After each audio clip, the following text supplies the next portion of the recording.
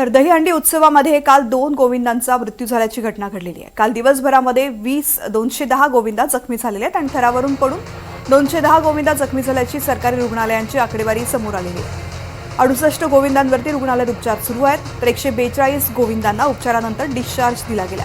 अद्याप कोणत्याही अनुचित घटनेची नोंद नाहीये।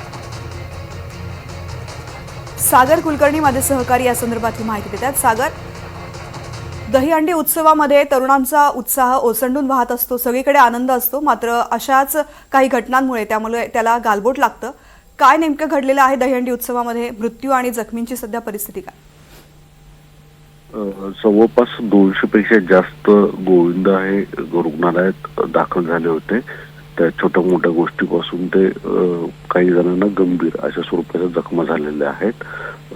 काल रात्री 12:30 पर्यंतची ही आकडेवारी आहे, ज्याच्यामध्ये 68 गोविंद अद्यापही रुग्णालयात उपचार घेत आहेत। त्याचा अर्थ ते गंभीर किंवा अतिगंभीर स्वरूपामध्ये आहेत आणि अन्य जे उर्वरित आहेत त्यांना मात्र रुग्णालयात किरकोळ उपचार करून तात्काळ डिस्चार्ज देण्यात आलेला आहे। तर जवळपास 200 पेक्षा जास्त गोविंदा हे जखमी आलेले आहे। रात्री 12 वाजल्याची ही आकडेवारी आहे।